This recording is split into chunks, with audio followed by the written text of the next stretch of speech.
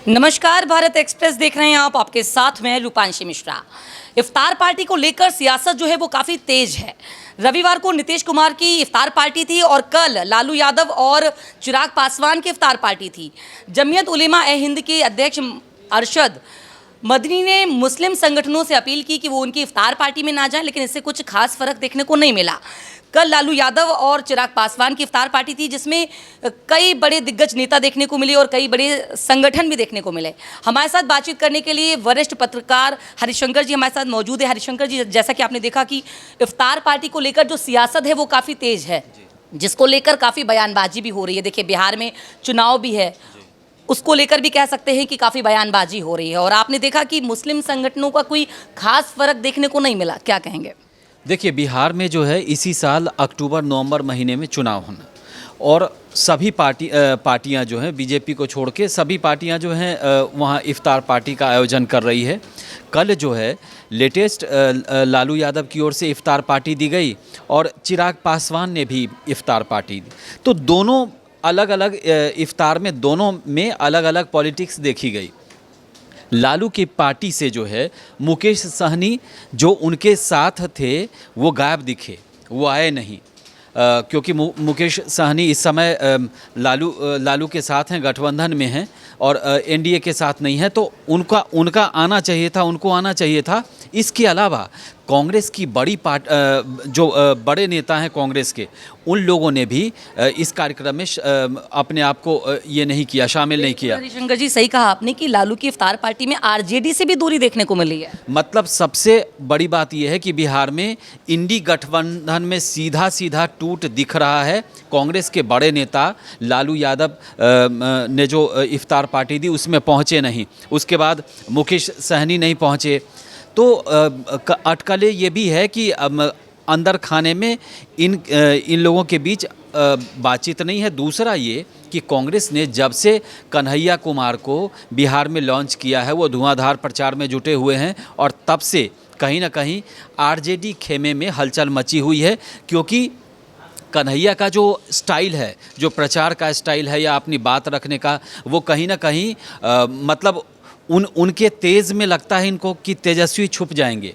इसीलिए इससे पहले जो आरजेडी है वो कन्हैया को रोकने में सफल रही थी, लेकिन इस बार कांग्रेस जो है वहाँ पर एग्रेसिव पॉलिटिक्स के मूड में है। तो इसीलिए आरजेडी के अंदर डर है कि अगर कांग्रेस इस तरीके का पॉलिटिक्स करेगी तो उनको बहुत सारी सीटों पर घाटा हो सकता है। तो एक ये पहलू है। दूसरा ये कि एनडीए ने इफ्तार पार्टी के बहाने एकजुटता दिखाई। जो चिराग पासवान ने जो पार्टी दी इफ्तार पार्टी, उसमें सम्राट चौधरी भी पहुंचे और नीतीश कुमार भी पहुंचे। वो नीतीश कुमार जो 2020 में चिराग से उनकी बहुत दूरी बन गई थी और एक दूसरे पर जमकर निशाना साध रहे थे, क्योंकि नीतीश कुमार जो हैं वो रामविलास पासवान जो चिराग के पिताजी थे उनसे बड़े अच्छे संबंध रहे। बावजूद इसके 2020 में दोनों के बीच संबंध बहुत ख़राब हो गए थे। लेकिन अब दोनों पार्टियां जो हैं एनडीए में है, बीजेपी साथ में है, तो दिखाने की ये कोशिश हुई कि हम साथ साथ हैं, चुनाव साथ लड़ेंगे और हमारे संबंध अच्छे हैं। नीतीश कुमार का चिराग के घर पहुंचना ये बहुत बड़ी बात है, क्योंकि 2020 से इन लोगों के बीच बहुत ज़्यादा बातचीत नहीं देखी गई, आमतौर पे खुले मंच से। लेकिन उनके घर जाना, हर तरह की बात करना, चिराग से काफ़ी देर तक उन्होंने बातचीत की, तो उन्होंने सीधा मैसेज दिया कि चुनाव से पहले हम सब एक हैं।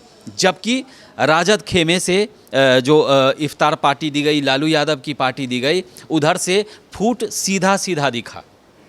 जी बिल्कुल। देखिए, वक्फ बिल को लेकर काफ़ी नाराज़गी है मुस्लिम संगठनों में और इसीलिए जमीयत उलेमा ए हिंद के जो अध्यक्ष है अरशद मदनी, उन्होंने लोगों से अपील की। लेकिन इस पार्टी में ये देखने को मिला कि मतलब कुछ बहुत खास फर्क देखने को नहीं मिला। देखिए, चुनाव भी नज़दीक है बिहार में कुछ ही महीनों में और इसी को लेकर जो सियासत है वो भी काफ़ी तेज़ है। और आपने देखा कि कल की जो इफ्तार पार्टी थी उसमें कई बड़े दिग्गज चेहरे देखने को मिले, लेकिन जो कांग्रेस है, कांग्रेस की नाराज़गी देखने को मिली। देखिए, कांग्रेस, मैं आपको बता रहा हूँ कि कांग्रेस जो है बिहार में इस बार हो सकता है कि वो एकला चले भी। कांग्रेस अगर उस मोड में आ जाए तो कोई बड़ी बात नहीं होगी, क्योंकि बिहार में कांग्रेस ने अपने तेज तरार दो दो नेताओं को लगाया है। एक साउथ से आते हैं, दूसरा कन्हैया कुमार राहुल गांधी के मतलब गुड लिस्ट में हैं, और वहाँ पर लगातार कांग्रेस का जनाधार बढ़ाने के लिए वो लगातार चुनाव प्रचार कर रहे हैं। दूसरी बात यह है कि कांग्रेस इस बार अपने जो ग्राउंड लेवल के इनके कार्यकर्ता थे, जो पुश्तैनी मतलब कई पीढ़ी दर पीढ़ी वो कांग्रेस से जुड़े हुए थे, उन लोगों उन लोगों को जोड़ने की कोशिश कर रही है कांग्रेस। दूसरा, जो मुस्लिम हैं उनके बीच में जो इनके बड़े नेता थे कांग्रेस के, उनको जगाने का प्रयास हो रहा है। उनके माध्यम से ज़्यादा जनाधार बढ़ाने की लगातार कोशिश हो रही है, और इस दिशा में कांग्रेस काम कर रही है। और आरजेडी के लिए यही सबसे बड़ी परेशानी है, क्योंकि कल जो है कांग्रेस के बड़े नेताओं का नहीं पहुंचना मतलब सीधा गठबंधन में कहीं ना कहीं दरार दिख रही है। और ये पहले से हम अंदेशा जता रहे थे कि कांग्रेस और इनके बीच में जो है बहुत अच्छे संबंध इस समय नहीं हैं, और वो जगजाहिर हो गया। अब आप देखिए, लालू के कार्यक्रम से अगर कांग्रेस के नेता दूरी बना रहे हैं, इसके अलावा जब कांग्रेस के बड़े नेता जो बिहार के प्रभारी भी हैं, अगर बिहार में जाते हैं और लालू के कार्यक्रम में नहीं जाते, पहले होता था कि कांग्रेस के जो भी प्रभारी बिहार के होते थे वो लालू यादव के घर जाते थे, वहाँ पर दरबारी करते थे। लेकिन ये पहले अध्यक्ष हैं, पहले प्रभारी हैं जो यहाँ से कई बार गए, लेकिन लालू यादव के पास नहीं गए। मतलब सीधा मकसद साफ है, संदेश वो अपनी जनता को, अपने समर्थक को साफ देना चाह रहे हैं कि इस बार कांग्रेस जो है वो बहुत ज़्यादा कुछ नया करने के मूड में है, और इसीलिए राजद से दूरी बना रही है। और राजद से दूरी बनाने का सीधा प्रमाण कल हम सब ने देखा। इसके अलावा जो इधर एनडीए है, उन्होंने सीधा मैसेज दिया है कि हम लोग एक साथ हैं। अब कहीं कोई नीतीश कुमार एनडीए के साथ हैं, वो कहीं और जाने वाले इस समय नहीं दिख रहे हैं। हालांकि कयास कुछ भी लगाया जा सकता है, लेकिन अब एनडीए में एकजुटता दिख रही है। लेकिन सामने जो है दूसरी पार्टी जो इंडी गठबंधन है, उसमें सीधा दरार दिख रहा है, क्योंकि मुकेश सहनी ने भी झटका दिया है। वो बिहार में रहने के बावजूद अगर लालू यादव की पार्टी में नहीं पहुंच रहे हैं, मतलब ये है कि कहीं अंदर खाने में उनकी एनडीए गठबंधन से बातचीत तो नहीं हो रही है, क्योंकि वो भी एक घटक दल हैं, और वहाँ पे मुकेश सहनी कई सीटों पर अपना प्रभाव रहते हैं। वो सहनी वोटर जो हैं, कई सीटों पर उनका प्रभाव है। तो ऐसे में अब लालू यादव की पार्टी तो फीकी रही, क्योंकि अगर कांग्रेस के बड़े नेता नहीं पहुंचे, अगर मुकेश सहनी नहीं पहुंचे, तो अंदर खाने में तो हलचल मची होगी। लेकिन इधर एनडीए खेमे में खुशी है कि इन लोगों ने एकजुटता का जो मैसेज जनता के बीच दिया वो सफल रहा। बिल्कुल, एनडीए में एकजुटता है। देखिए, सम्राट चौधरी चिराग पासवान की पार्टी में पहुंचे, और आपने देखा कि कई बड़े चेहरे पहुंचे, लेकिन इन सब से इफ्तार पार्टी में जो भी चीज़ें चल रही हैं, इन सब से चुनाव में कितना असर देखने को मिलेगा बिहार में? देखिए, वहाँ पर मुस्लिम मतदाता जो हैं 16-17% के आसपास हैं, 14% यादव हैं। तो माई समीकरण जो एक समय में लालू यादव लेकर के चलते थे, उनका माई फेल हो गया। अब जो उनके बेटे तेजस्वी यादव हैं, वो पीडीए को लेके चल रहे हैं। वो सारा एमओआई और बाकी फैक्टर आप जोड़ के देखेंगे तो 46-47% पहुंच जाता है। वो सपना अब दलितों को लेकर के ओबीसी, एससी इनको भी जोड़ना चाह रहे हैं, जो कि कभी ना कभी नीतीश कुमार और इससे पहले के चुनाव में बीजेपी के साथ वो लोग रहे हैं। ज़्यादातर मतलब मतदान का प्रतिशत उन्हीं लोगों को गया है। तो इस बार चुनाव में ये काफ़ी अहम होने वाला है, क्योंकि अगर 12-13-14% अगर मुस्लिम मतदाता हैं वहाँ पे, तो स्वाभाविक तौर पे आप पूर्व के बिहार में आप देख लें, कटिहार है, पूर्णिया है, किशनगंज है, इन इलाकों में मुस्लिम बहुल इलाका है यहाँ पे, और यहाँ पे काफ़ी सारी सीटें हैं। अब पिछले विधानसभा चुनाव की बात करेंगे तो लालू यादव का खेल जो है, आरजेडी का खेल, ओवैसी ने खराब कर दिया था। 5 विधायक जीत गए थे उनके, हालांकि बाद में वो दूसरी पार्टी में चले गए, लेकिन 5 सीट जीतना मतलब कि 2-4 सीटों पर तो उन्होंने नुकसान भी पहुंचाया।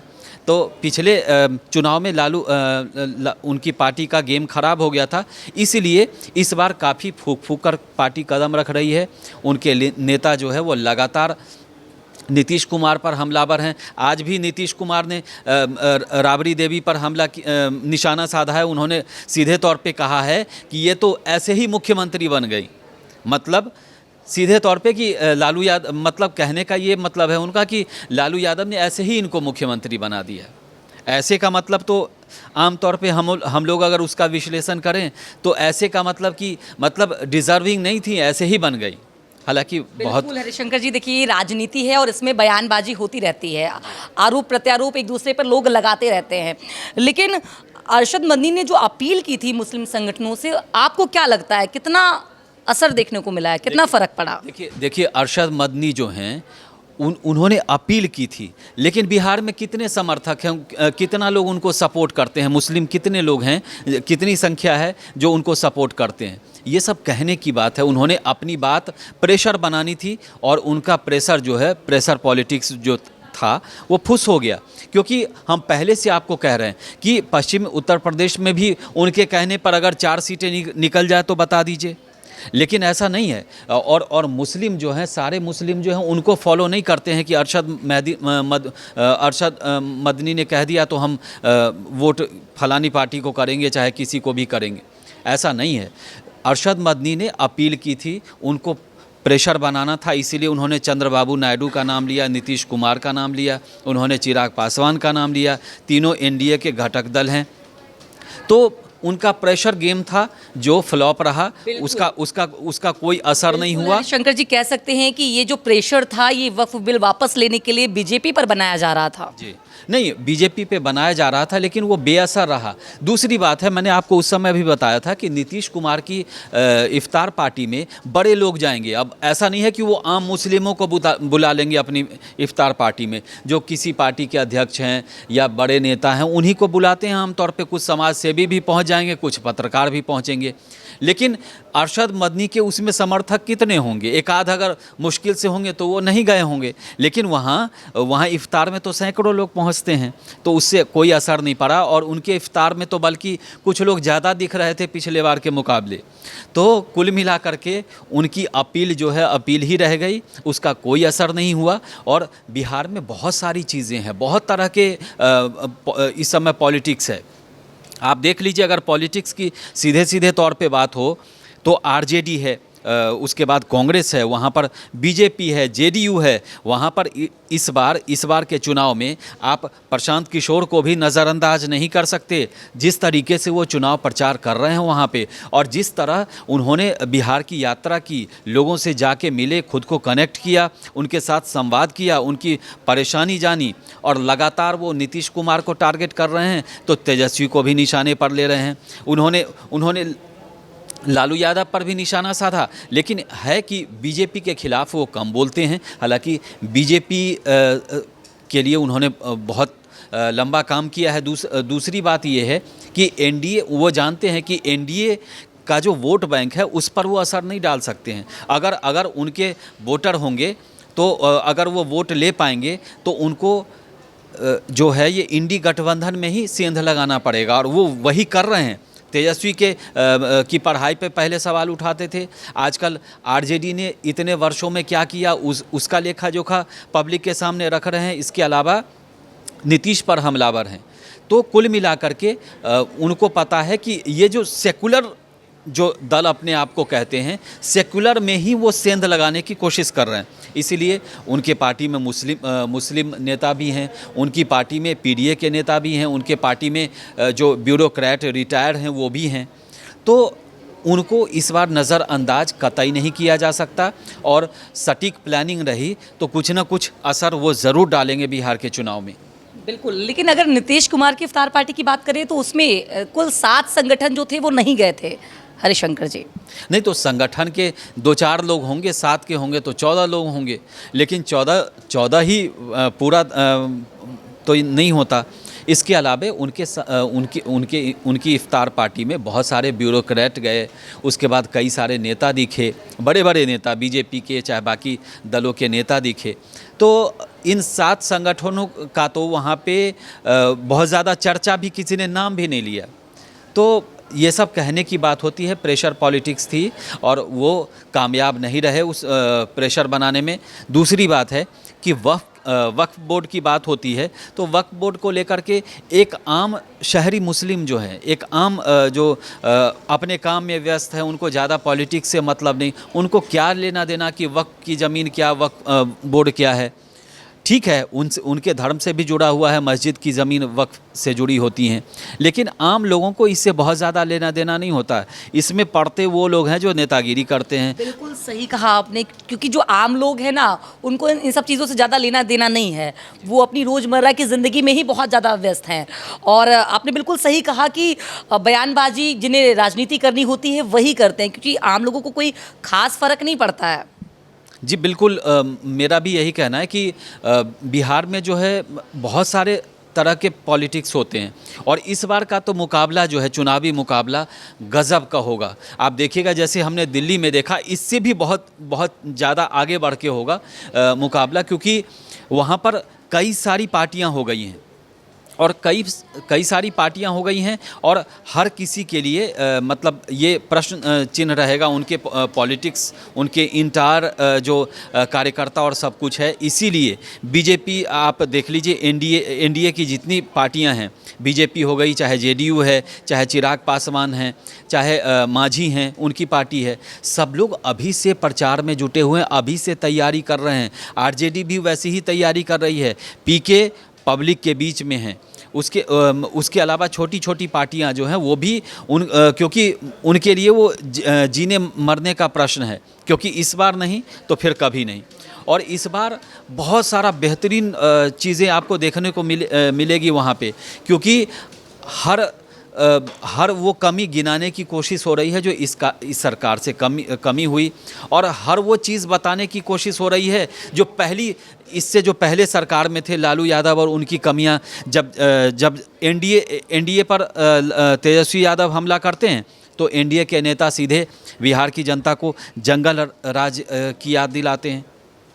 तो दोनों पार्टियां एक दूसरे के मतलब बयानों को लेकर के कोई भी कोताही नहीं बरतती। अगर इस समय राबड़ी पर नीतीश कुमार ने अगर निशाना साधा है तो कुछ ही देर में उनके नेता सामने आकर के नीतीश कुमार पर भी हमलावर होने लगते हैं। तो इस बार का पॉलिटिक्स जो है बहुत गजब का होने वाला है और दिलचस्प रहेगा, इसीलिए कि वहाँ पर सभी पार्टियों की नज़र है और इस समय एक ही प्रदेश का चुनाव होना है उस समय, इसीलिए मुझे लगता है कि बहुत ज़्यादा इंपॉर्टेंट है। सही कहा कि सभी पार्टियों की नज़र है और इस बार बिहार के चुनाव की अगर बात करें तो सभी पार्टियां अपनी अपनी जोर आजमाइश कर रही हैं और दिल्ली में जो रिजल्ट देखा उसको लेकर वहाँ पर सभी पार्टियों की अपनी अपनी रणनीति है। लेकिन इस बार के चुनाव में मुद्दा वहाँ पर क्या हावी होने वाला है, क्या लग रहा है?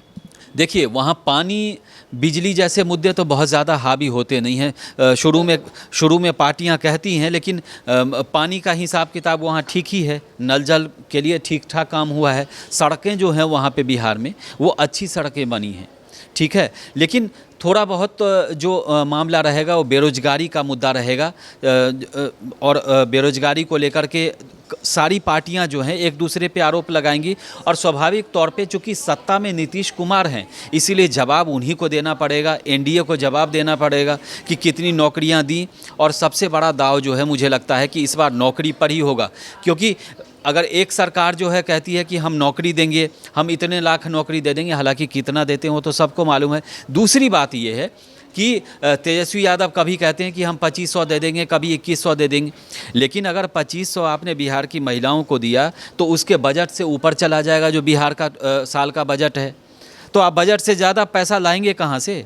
बिहार में रेवेन्यू वैसे ही कम है और बहुत सारे इसीलिए तो वहाँ पर स्पेशल पैकेज की मांग इसीलिए हो रही है कि वहाँ का बिहार का जो रेवेन्यू कलेक्शन है वो बहुत कम है उस मुकाबले कई बार केंद्र से और जीएसटी वगैरह लगा करके बहुत मुश्किल से तो इनका बजट पूरा होता है। तो अगर आप मोटे मोटे वादे कर देंगे कि हम हर एक महिलाओं को 2500 देंगे, फलाने को इतने दे देंगे, तो फिर आप कुछ कर नहीं पाएंगे। फिर वो सब जुमले ही रह जाएंगे कि हम इतना देंगे। और आपने, और इससे बजट पर भी काफ़ी फर्क देखने को पड़ेगा कि इस तरह के अगर वादे किए जाते हैं। लेकिन देखिए, बिहार में चुनाव को लेकर आपको क्या लगता है कि बिहार में कौन जीतेगा? और अभी देखिए, इफ्तार पार्टी को लेकर हमने काफ़ी चर्चा की। इफ्तार पार्टी को लेकर जो सियासत है वो काफ़ी तेज है।